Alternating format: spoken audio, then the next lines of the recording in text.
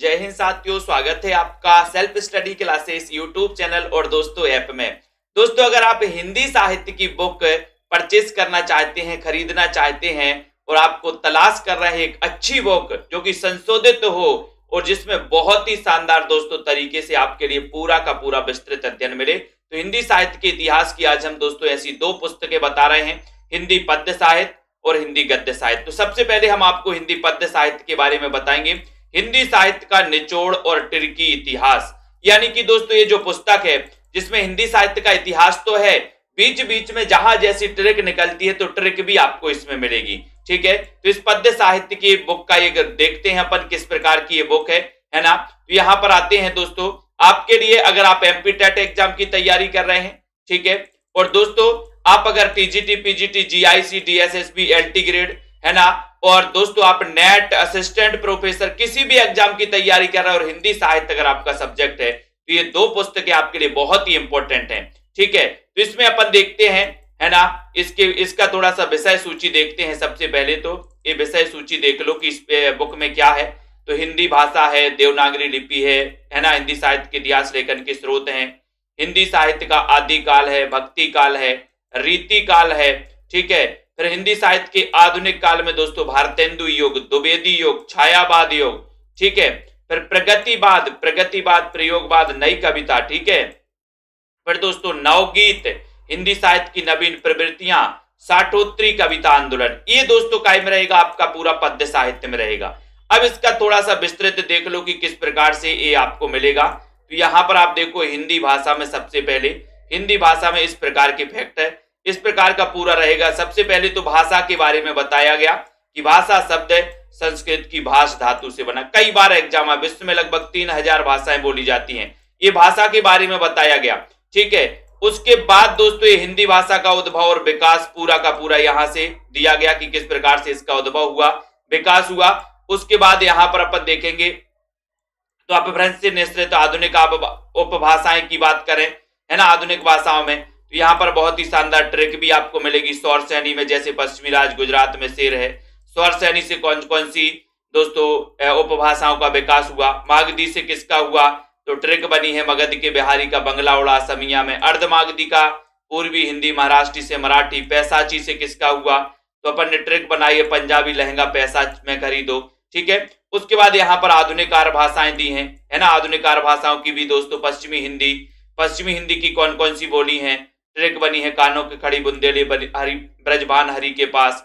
ठीक है, और उसके बाद पूर्वी हिंदी की है कौन कौन सी, अब छत्तीसगढ़ी, अवधी बघेली छत्तीसगढ़ी, अब छत्तीसगढ़ी।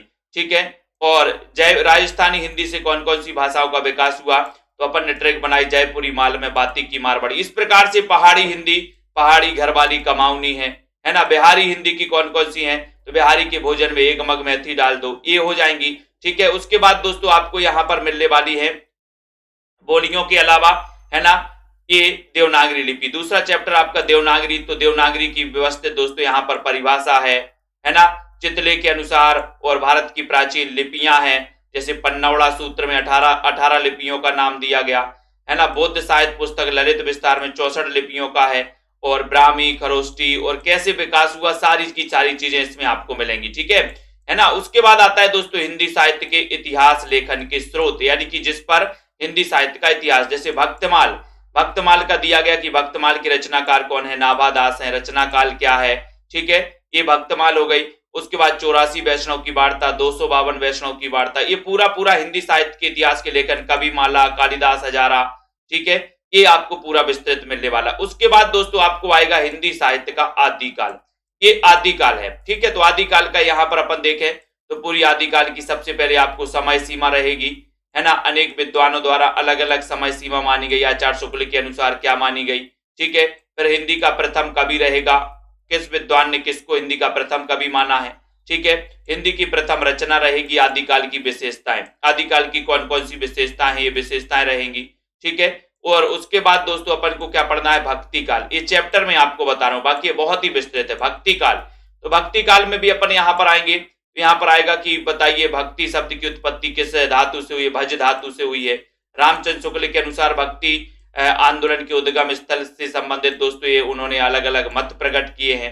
ठीक है, उसके बाद यहाँ पर आते हैं गिरियर्सन, सबने गिरियर्सन ने कहा कि बिजली की चमक के समान अचानक समस्त पुराने धार्मिक मतों, है ना, कि अंधकार के ऊपर एक नई बात दिखाई दी, है ना, जिसे कोई नहीं जानता कि यह बात कहां से आई। भक्ति आंदोलन के बारे में गिरियर्सन ने कहा और अपने अपने प्रकट दोस्तों मत प्रकट किए, है ना, विद्वानों ने। जैसे यहाँ पर गिरियर्सन ने ईसाईयत की देन माना, ताराचंद ने अरबों की देन माना। फिर भक्ति आंदोलन की दोस्तों परिस्थितियां, जैसे आपको पढ़ना है सामाजिक परिस्थिति, है ना, राजनीतिक परिस्थिति, ठीक है, उसके बाद दोस्तों धार्मिक परिस्थिति क्या थी, है ना, ये सारी फिर भक्ति आंदोलन के विभिन्न विद्वानों की दृष्टि में ये अन्य मत यहाँ पर प्रकट किए गए, ठीक है। इसी प्रकार से और फिर दोस्तों भक्ति काल के बाद रीति काल भी है और रीति काल के बाद दोस्तों भारतेंदु युग, है ना। भारतेंदु युग जिसके बारे में यहाँ पर पूरी की पूरी रूपरेखा दी है कि इसका विकास है ना, कब से माना जाता है, भारतेंदु युग की शुरुआत कब से मानी जाती है, इसे प्रथम उत्थान युग कहा जाता है, ठीक है। भारतेंदु का जन्म कब हुआ, उसके बाद भारतेंदु मंडल के कवि कौन कौन से हैं, ट्रिक बनी है, बाल भारती के प्रेम का प्रताप जग में अंबे तक फैला है। ये भारतेंदु मंडल के कवि, क्वेश्चन आता है निम्न में से बताइए कौन सा भारतेंदु मंडल का कवि है या फिर नहीं है, ठीक है। फिर भारतेंदु युग के कवि हैं जैसे भारतेंदु हरिश्चंद्र, एक एक कवियों का दोस्तों परिचय यहाँ पर आपको मिलेगा, ठीक है। उसके बाद यहाँ पर अपन देखें भारतेंदु युग की पत्रिकाएं हैं, भारतेंदु जी की पत्रिकाएं हैं। कौन सी पत्रिकाएं? भारतेंदु जी की प्रमुख दैन, काशी में नेशनल थिएटर, कविता वर्धनी सभा के संस्थापक, है ना, पेनी रीडिंग क्लब की स्थापना। फिर भारतेंदु की प्रमुख रचनाएं प्रेम, ये प्रेम शब्द से शुरू होने वाले काव्य, है ना, जैसे प्रेम मालिका, प्रेम तरंग, प्रेम फुलवारी। तो ये प्रेम वाली अपन को याद नहीं होती तो अपन ने एक ट्रैक बना दी, मधु मालिका फूल तोड़कर तरंग से प्रलाप करती है, मधु मालिका फूल तोड़कर तरंग से प्रलाप करती है। ये क्या बन गई? एक ट्रैक बन गई, ट्रैक, है ना। उसके बाद आपको हो जाएंगी मधु से प्रेम माधुरी, माली से प्रेम मालिका, फूल से प्रेम फुलवारी, तरंग से प्रेम तरंग, प्रलाप से प्रेम प्रलाप। इस प्रकार से दोस्तों आपको इसमें ट्रिक भी मिलेंगी, है ना। ये आपका क्या हो गया, एक दोस्तों आपका हिंदी पद्य साहित्य का थोड़ा सा रिव्यू हो गया। ये हिंदी पद्य साहित्य है, ठीक है। अब अगर आपको मंगवाना है ये पुस्तक तो ये नीचे नंबर दिए हैं, इन नंबर पे आपको संपर्क करना है 9098609291। वैसे ये पुस्तक सिंगल नहीं आती, दोनों सेट आएंगे। हम गद्य साहित्य के बारे में भी आपको बता दे रहे हैं। ये गद्य साहित्य है दोस्तों, ये गद्य साहित्य है, पूरा इसमें निचोड़ है गद्य साहित्य का, ठीक है। इसके बारे में अपन देखने वाले पूरा गद्य साहित्य, इसमें क्या है गद्य साहित्य में वो देखो। दूसरी पुस्तक है गद्य साहित्य, इसकी पूरी विषय सूची देखो कि इसमें आपको क्या क्या मिलेगा।